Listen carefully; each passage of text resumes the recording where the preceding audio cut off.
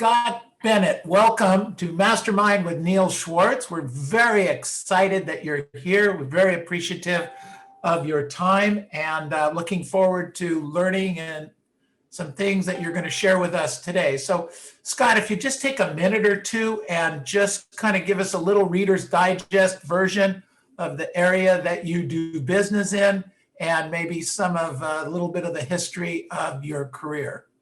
Sure, I'd be happy to. First of all, thank you for the opportunity to join you and your group. It's a pleasure. And so I work out on the very eastern end of Long Island, and not everybody knows where that is. It's you may have heard of an area called the Hamptons, and it's near the Hamptons, but it's a different fork than the Hamptons that extends east. And we're kind of like a big cul-de-sac of about 30,000 people. And I used to summer out here when I was a little guy. So I had some roots here, and I always liked it. And I ended up moving my family back here in the early 90s. And I used to commute into Manhattan to sell government bonds to small community banks.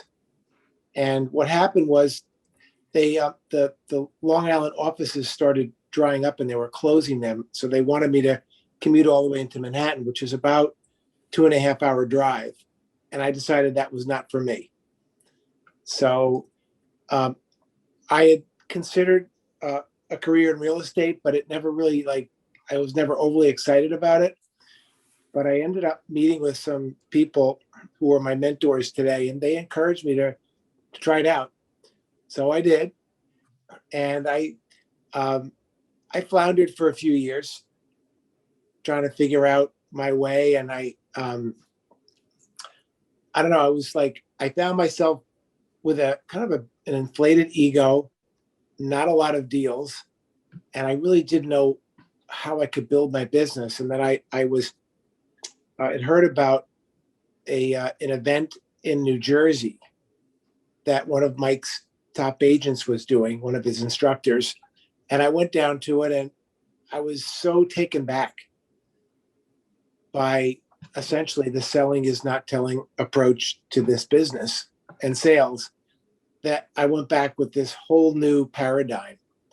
And my next step, I went to a Mike Ferry retreat, with a superstar retreat in Vegas when we all used to get together. Right. And hopefully that's going to happen again soon, because I really miss those. Yeah, they're actually setting that up for this June or July. I heard that is on. Yeah. What year was this? So this was about 13 years ago, 12, 13 years ago. Okay. Yeah. And I remember sitting in the back of the room, and I was dressed like no suit and tie. And I was suffering from small thinking. I wasn't going to pay all this money, but I wanted to see if I could find out what these guys were doing and what was making them so great. So I went to a couple more, and I was still kind of in the back of the room, gradually getting up to the front. And so that was quite a long time ago. And I mean, I try to sit up front almost every single time now, because I'm drinking the Kool-Aid. Right. So you were in the business kind of floundering originally. When you say floundering, 5 deals, 10 deals, 3 deals, what was it? I think my best year was maybe 11 or 12 deals. Got it. And that was in the very beginning of your career. Correct. And that business would come from past client and sphere. Business would come from open houses. Where did it come from? Great question. It actually came completely from expireds and a few just listed, just solds. So you were working expireds even before you were introduced to the Mike Ferry. Interesting. I was. Interesting. And I was really frustrated. And there was something about the direct approach that Mike teaches us, that first question about when do you plan on interviewing the right agent for the job of selling your home? And that, I don't know, that was like my ticket to making this thing work. And it was because I was frustrated. I know that I was calling people that were frustrated in a fairly challenged market at the time. And that's how I built my career, those expired listings. So you were doing the expireds before, but you weren't using that script. No, not at all. I didn't know How, what were to you, say. how did you, I mean, you still got 12, 13 listings a year. What was your opening line then? Because I think people saw me as somebody who had some sales experience and some degree of maturity. And I hate to say this, I don't want to say it too loud, but I think that put me ahead of a lot of the competition. Okay. And I don't mean that in an egotistical way, but I come to learn that there are some true neophytes out there handling what is usually the largest asset our clients own. And that has to be done with a lot of care and consideration. Got it. And that's what we all try to do. Well, it comes through loud and clear with what you're saying. So I appreciate that. Very, very nice. Thank you. So so you went from 11, 12 transactions a year and you started growing your business at that point, correct? I did. What was the transition? So I immediately got involved in going to the events, and there was one gal who also worked in my office, and we would end up meeting each other by mistake, knocking on the expired doors, and we were the only ones. Nobody else was doing it. So we kind of laughed at each other, just like, hey, this is kind of funny. Maybe this is sending us a message. Why don't we work together on a few and let's help each other, see if we can get something going. So we did, and we ended up having a union, a partnership for almost 12 years together. Wow. Well, what was the name of the person? Do you know Amanda Kelly? Rings a bell, but I don't think I know her. Well, she was a coach for Mike for a couple of years, and I think she just resigned to build her real estate career. She moved down to Florida, but we had. Oh, I know. Yes. Absolutely. In fact, I just talked with her the other day. Did you? Yeah. She in fact did 100 deals this last year in Florida. That sound right? Same Yep. girl? Sounds like her. Yeah. I just talked with her. Interesting. Well, she, we had very different personality styles, but I think that's what made it work for us. She was very amiable, and I was more analytical, but we really made it work, and where maybe I wouldn't have the same rapport with somebody, she would. So we built a career together, and I think our best year, we had over 60 deals together, 60 or 70 deals. Fantastic. Which for our area is, it probably would have been, let's just say maybe over 100 in an area with more people, but we work in an area of 25 to 30,000 people. What's your price point in that area? It's about, my price point is probably about $1 million right now. Because the Hamptons is considerably more, right?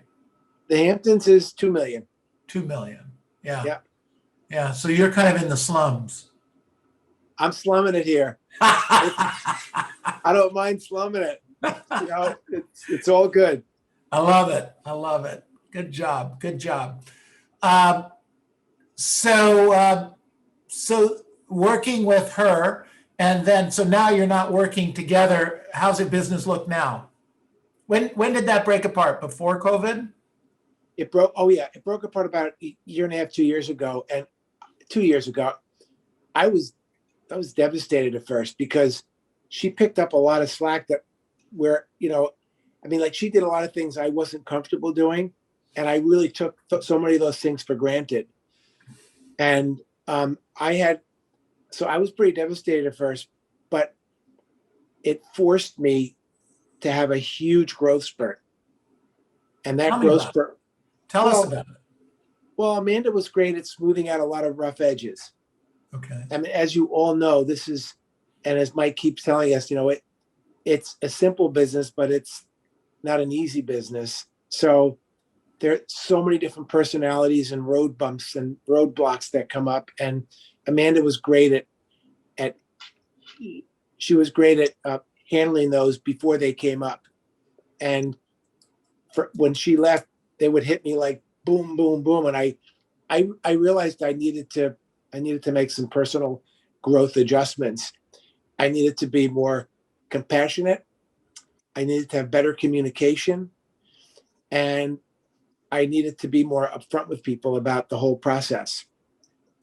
So it didn't happen overnight, but I have to say, I mean, my business has doubled since we split up, and it's only because I mean I've had to have that growth spurt.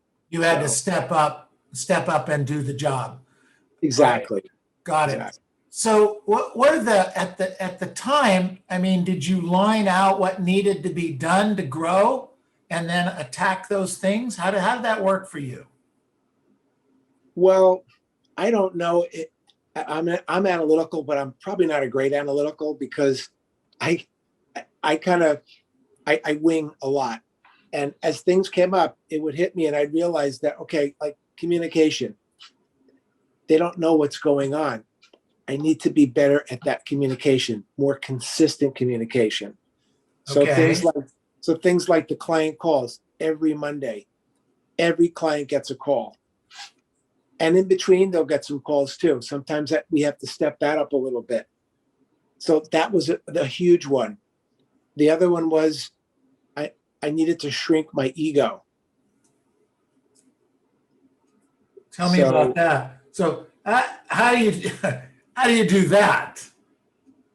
Well, it's a great question. Here's an example. So we built our business on expired listings, and nobody else was calling the expireds here. So we walked into this sleepy real estate market, and we ended up pissing off a lot of agents. So, I mean, while business is business, and we have every right to go after the expired listings, we needed to find a way to continue building our business and going after the expireds, but trying to make kind of make friends instead of making enemies. So if we did get a listing that was somebody else's, just having a good attitude about it, being professional, making sure that all the agents have access to our listings, being responsive, that's huge. Amanda and I took a large chunk of the listings in this area, and if we're going to expect the other agents to be our employees in effect, we really need to be, let's just say, a little ingratiating, a little respectful, and considerate of the fact that we rely on their expertise to sell our listings. So does that make sense? Totally. Absolutely. Okay. All right. So that was helpful. So communication, shrink your ego. What else?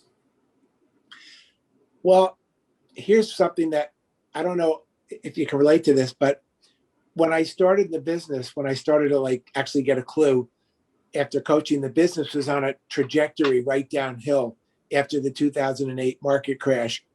And I had learned the business by literally grinding our sellers down in price every week. And that was kind of what I was really good at.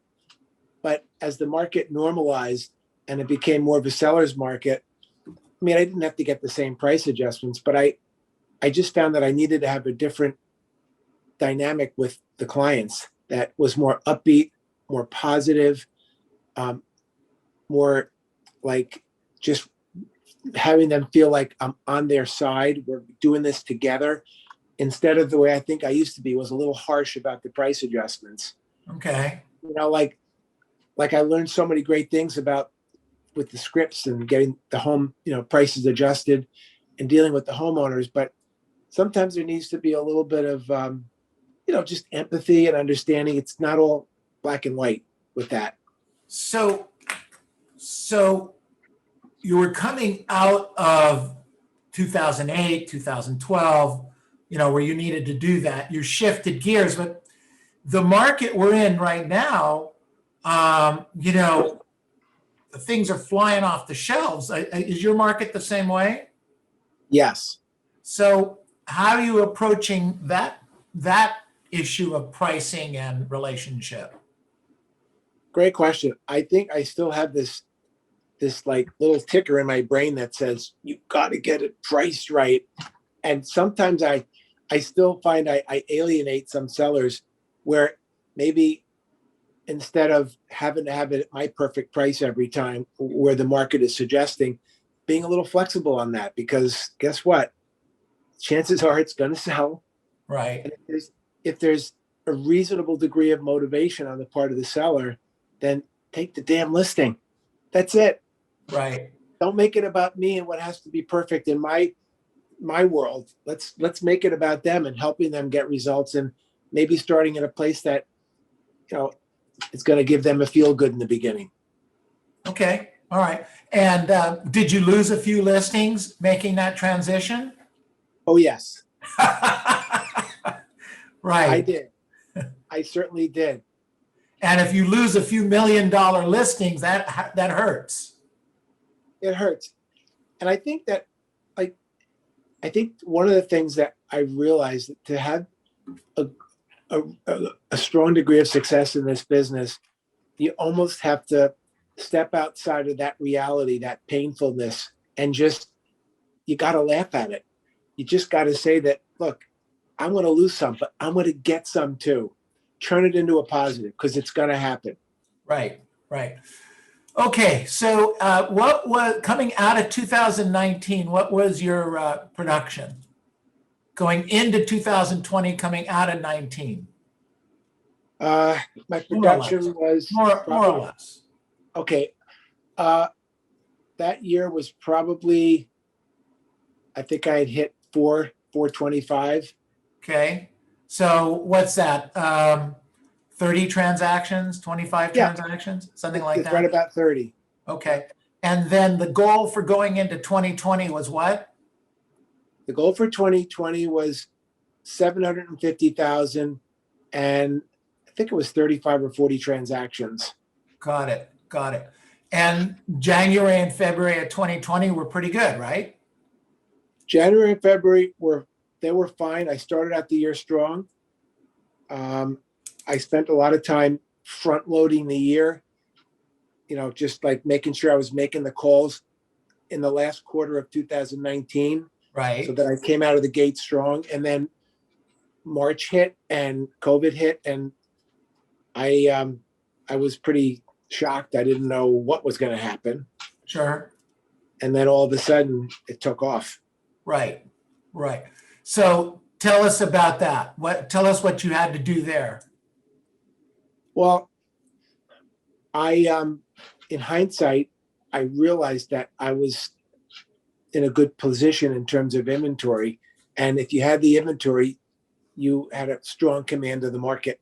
And you had the inventory because you worked hard in the last quarter and the first couple of months?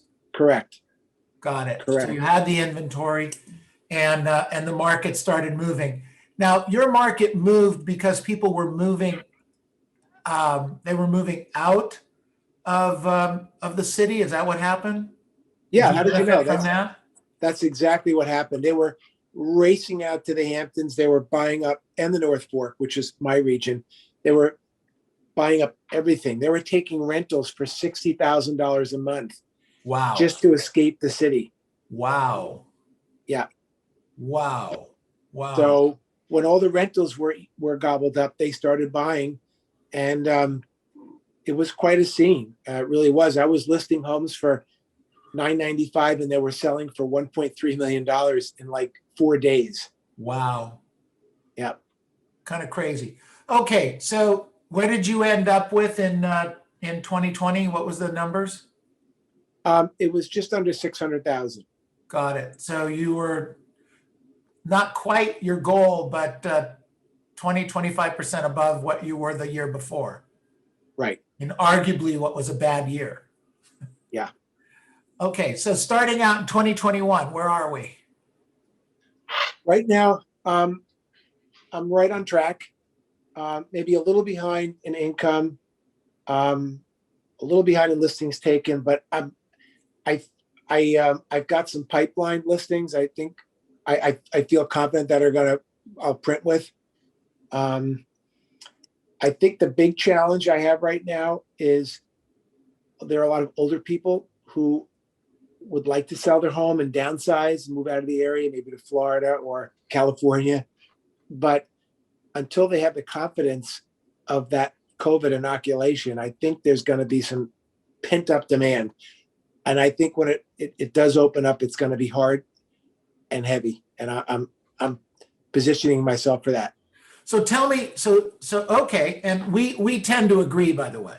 Okay. Okay. Yeah, we tend to agree. We think the market's been pretty terrific, but I think that there's going to be a pretty decent boom toward the end of the year. Certainly, the end of the third quarter, beginning of fourth quarter, Yeah.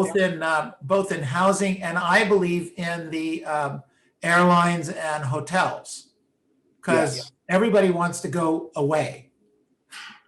Got that right. Yeah, I can't wait to be able to go back to New York. In fact, I order food from my favorite New York restaurants and have it delivered by what's it called? Goldbelly? Is it Gold? I don't know. That's Yeah, awesome. I get food from Russ and Daughters and from Pastrami Queen all the time. Oh, nice. That's great. That's Yeah. great. Anyway, I digress. Sorry. Oh, that's all right. But we agree. So what are you doing to prepare for that?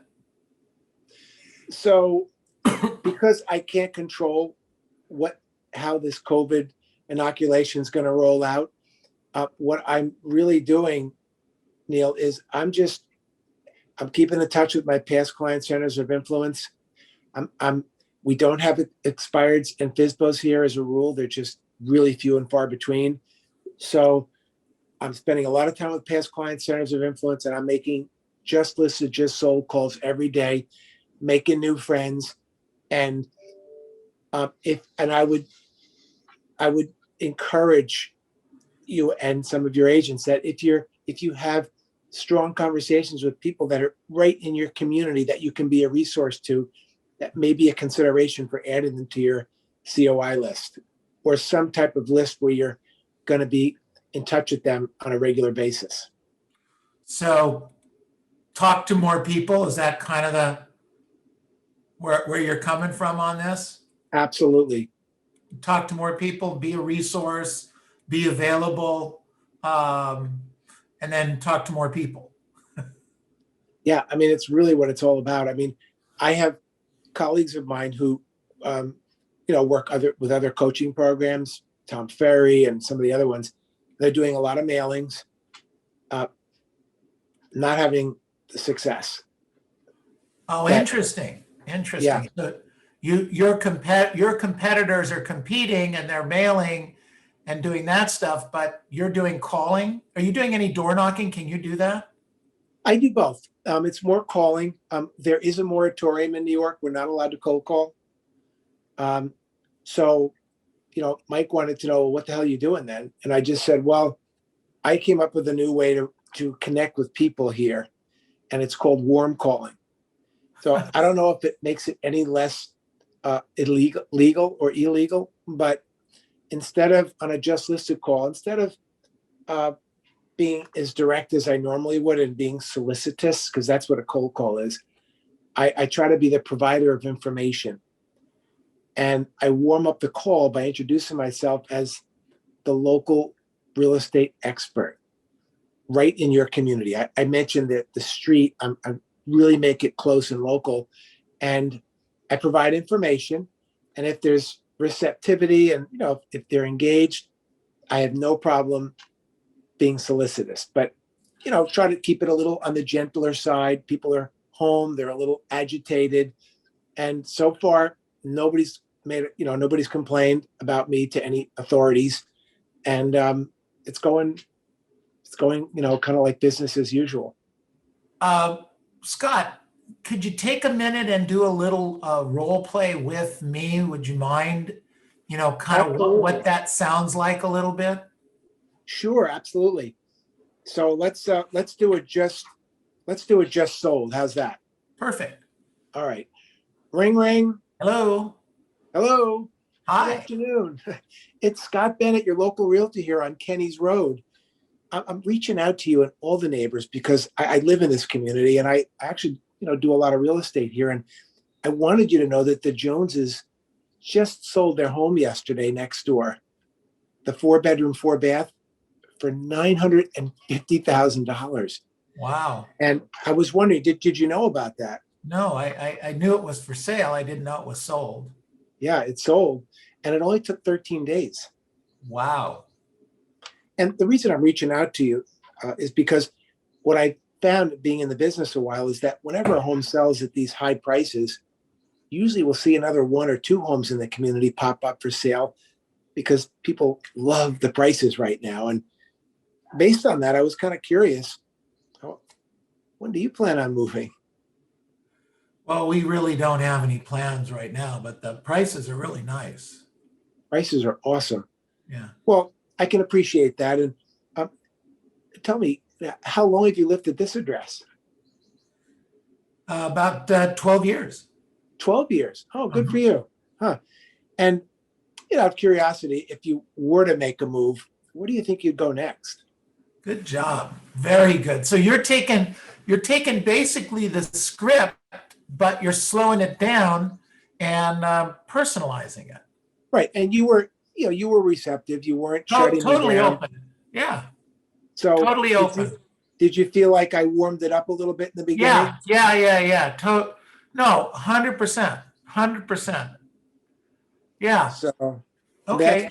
that's pretty much how I do it. And I just wanted to add that not to change the script because I don't like to do that. But if they say they're not moving, and I've been through that part of the script, sometimes I'll ask them. I'll say, well, I'm sure having lived in the community for a dozen years, you probably know quite a few people in the area, right?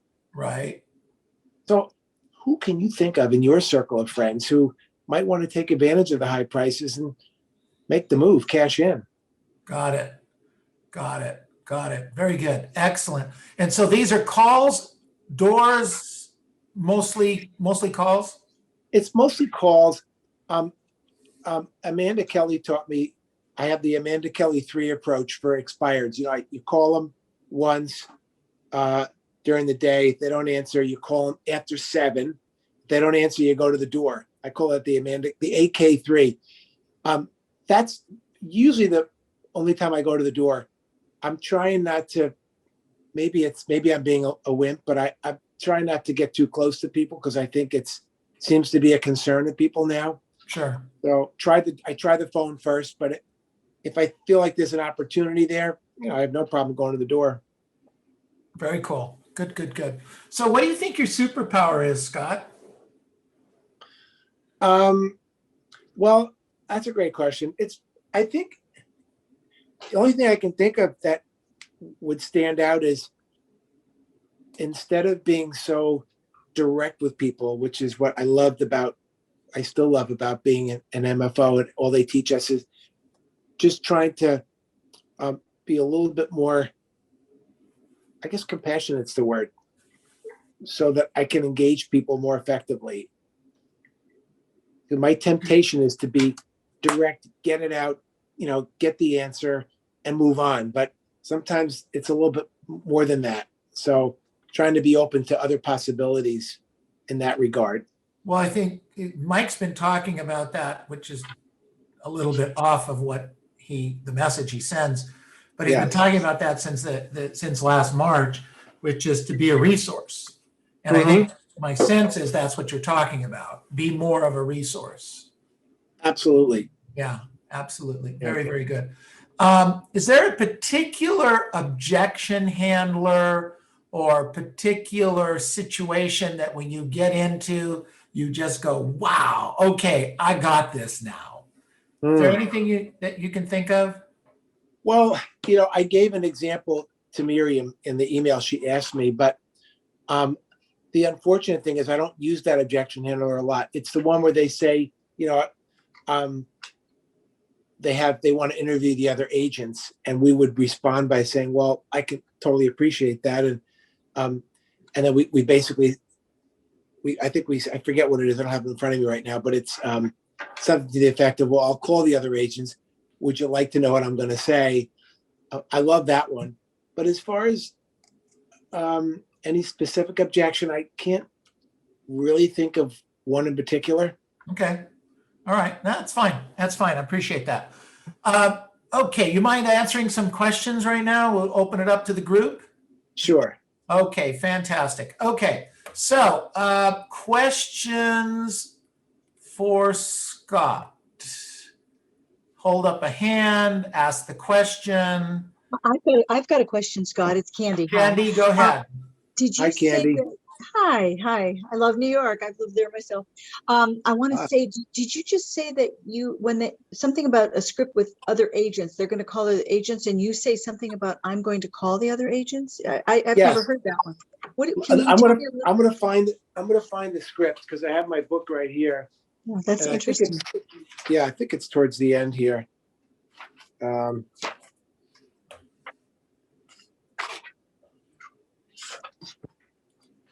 Okay.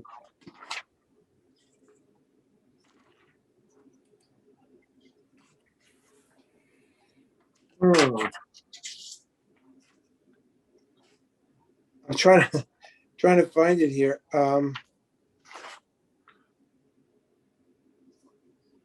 And for some reason, It's okay. We can catch back up on that. Okay. can't find All it. right. Candy, sorry about that. That's all right. It's okay. Scott, other questions for Scott this morning? Go ahead, Kathy Ashford. Well, I want to thank Scott because I called him last summer. I had a problem. I had a client who had a house for sale in one of the Hamptons, and it was a little farther than he could help me with, but he referred me to a good agent that Chris Stewart, who was, it worked out really well for the So client. glad. And Chris was really a good resource for my client. He didn't end up with the listing, but he walked him through a very difficult situation. So, yeah, thank you so much for your kindness and your consideration and helping me out. I'm so glad it worked out. And I like to be able to just offer that to anybody in this Mike Ferry organization that, wants to talk about anything like that or needs a referral recommendation. Happy to do it. Great. Appreciate that, Scott. Thank you. Good. Other questions for Mike? I've got a question. Go ahead, Oh, I'm sorry. Candy. I've got a question on your taxes because, in the upper end, I just sold a multi-million-dollar property in San Diego, and she asked me, what are my taxes going to be? How do you handle some of that with your buyers or sellers? Well, I guess sellers moving from property to property on affordability. In terms of what, Candy? The property taxes, I think she's asking about, Scott. Yes, Well, they're pretty high in New York, right? Just like upper end LA too. Well, that's a good question. They are high. What I'm finding is that a lot of these people are moving from areas where the taxes are sometimes 2 and 3 times as high. And when they come out to us, believe it or not, our taxes are about maybe 30% of what, as you get closer to the city, what their taxes are. So it's usually it doesn't usually come up as an objection. So on that question, without getting too technical, like on $1 million house, what would the taxes be? On $1 million home, the taxes would generally be anywhere from, say, 11,500 to 15,000. Okay. All right. So that would be about the same for us. Okay. What our taxes are, at least right now, are calculated at 1.25% of the new sales price. The difference is that everybody on the block would be paying 11.5 no matter when they bought the property, right? More or less. No, it's every home is different. Yeah. Because of square footage, because of size of lot. All of that. Wow, interesting. Yeah. All right. Well, I don't want to go too far down that street, but that is fascinating. Yeah. I mean, Candy, I'm sorry I don't have much of a help for you there, but if somebody, generally, my thought is if somebody can afford to pay, $1 million for a home, chances are they're not going to be too concerned with the taxes. in your Right. neighborhood or my neighborhood. I mean, it's Right. not that much in the scheme of things, but it could be a real challenge for some, I guess. Yeah. Okay. Other questions for Scott right now? Other question? Go ahead, Abigail. Thank you, Neil. I would like to know if you have other people working for you. Like, for example, do you have somebody else who's also prospecting with you? Maybe new agents or someone who's, sitting next to you prospecting for listings as well. So really glad you asked. I no, I mean, Amanda and I prospected together for 12 years, every day, same place. Now I'm by myself. However, I do have a Google chat. So I have that like right on the side in the background, which is just a great motivator. And that's it. That's it. Got it. But I will share that I do have prospecting accountability. I have people that I text, before we get on the phones, when I'm done. So there's a lot of communication during the day for that accountability. It's really important. Do you have that now? Yes, we do have a group, this actual group. I also have a second question for you. Yes. How do you handle when people call you? Because once you start getting one or two or three or four, listings or buyer sales, people call and they call Yeah. and they call. And if I don't answer my phone, people are texting me, what happened? Did something happen to you? So my question is, do you just simply let them know, hey, listen, from this time to this time, I'm not going to answer? And what do you do with those clients who are like, they don't understand that from that time to that time, you're prospecting? Well, that's a great question. So when you finish signing the listing contract, do you spend any time sharing with them what your day looks like so they understand when you might not be as responsive? I just started that. Neil did talk about giving them a copy of your schedule. And Yeah. I did notice that the client did. Actually, you're absolutely right. The previous clients, I have not given them a schedule. Okay. Do you think that would be helpful? I mean, if you were even to go over Absolutely. that now. Absolutely. So the other thing I just want to add quickly to that, because it's a really good question, is because we all value our time, right? And that is that it's almost like having kids. We can choose or choose not to enable a certain type of, response with our clients. Now, if I don't answer the phone at the moment they call, but I do get back to them in a reasonable amount of time, and that's habitual, then I think it takes some of the angst out of that, because they know, okay, Scott's busy. I know he'll get back to me. So you kind of train them in that way. But if you're going to be as good as you are, or you're going to continue to get better, they need to understand that you have a prioritization in your day, and that's perfectly normal. Okay, perfect. Okay, got it. Good questions. Good questions. Thank you. Go ahead, Iris. Thank you, Neil. Thank you, Scott. My question is, Scott, you mentioned your business is from database, past client, just listed, just so make new friends, and then be resources to people. So would you tell us a little bit more about what you do to your database, how to nurture them, and then make a new friend. So how do you make new friends and add to your database? Thank you. So the database, we'll start with that. It's really, I mean, we learn it in this organization, Mike Ferry, that we're supposed to email them or mail them 4 times a year and speak to them 4 times a year. So I just make sure I do that basic. That's the fundamental part of keeping in touch with them. And there are other times a year that I reach out to people on the database. Again, it could be if there's a sale in their community, or some event may have happened. I'm always looking for an excuse to reach out to them. So the 4 times a year is kind of the base rule. And then also there may be people in your database that will give you more referrals. I think, I would call those my A list. And those people, you need to keep in touch with them more regularly. Sometimes it's once a month. So does that Does that make sense? That basic approach? Yes, yes, it does. And also, how big is your database? Right now, it's about 705. And what I do to make friends is, and I'm sorry, I forgot your first name. Iris. Iris. What I do to make friends with people, it's the just listed, just solds. So it's informing, people in the community about an event, a sale, or a new listing. And if they're engaged and we've got a conversation going and I ask them for tips and they're offering me information about the neighborhood and the neighbors, which does happen more often than not, then there's a good chance I'm going to add those people to my COI with their permission. I have a dilemma.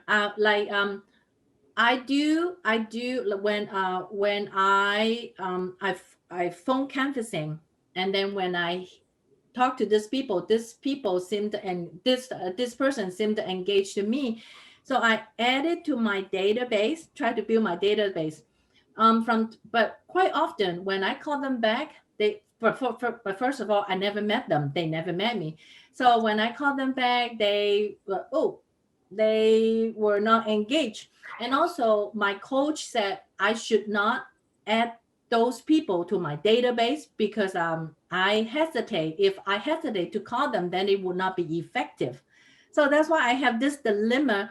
Should I add or should I not add? Well, I think that's a really good question. And I would not go against your coach. All I would say, Iris, is that there are two things you can do. If you have a really good call with people and you'd like to add them to your list, you have an immediate email follow-up, a personalized note. Great speaking with you today, Joe. I thoroughly enjoyed our conversation, and I appreciate the tip of the neighbor who, looks like they may be making a move. I hope you know that I look forward to being a resource to you when it comes to real estate in the future. And feel free to reach out to me anytime if you have any questions at all about the market or anything, whatever. And keep it simple. But that email follow-up just kind of confirms that relationship in a way. And that's one thing I would do. The other thing that you could also do is, since you have never met these people, is to go and meet them. And that could be something as simple as you're in the area with a buyer or taking a listing, for real or for not, whatever it is. And it's a casual drop by. Hey, I was in the area. We spoke on the phone last week. I just thought I would introduce myself and drop off my card. Keep it simple. What do you think of those two approaches?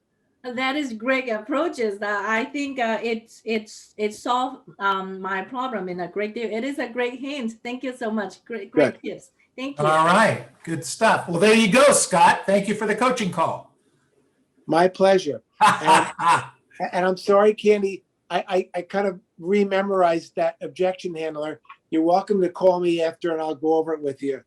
All right, thank you. All right, Robert, we're going to put the contact information in the chat box for Scott. Let's unmute yourselves. Give them a big hand. Woo! Good job, Scott. Love it. Thank you. Very good. Thank you. All right. Very, very good. Scott, we're going to take a few minutes right now and kind of review what we learned. You're welcome to stay, or if you need to leave, we totally get it. We put your contact information in the chat box. So hopefully we will get some leads to you, and we appreciate you. Thank you so much again. It was my pleasure. I just want to say it's so great to see your group, all of you people at the Mike Ferry events. You have such a strong presence up there in the corner by the stage. Yeah. I always wish that there were more people in my group that, could come out there with that kind of power in numbers. So hope to see you again soon. And thanks very much. I'm going to let you guys debrief and finish up your call. All right, buddy. Thank you. Appreciate you. All right. Good job. Excellent. Okay. So what did we learn today from Mr. Scott? What did we learn? Raise your hand or talk. Either one is okay with me. Use more empathy. It's a good point. Great point, Tim. That's a lot of what he was talking about today. Just be a resource. Good. Josie, What he just told Iris and all of us. that's You know, right. Send him a thank you note, do a pop by. It's a very, very simple, brilliant, easy approach of doing that. Very, very good. Excellent. Good stuff. What else do we learn today? How about being able to change your tone or pace of delivery depending on what the market's doing? I thought that was very effective. Yeah. No. Absolutely. You know, not being quite as direct. Very cool. Good. What else do we learn today?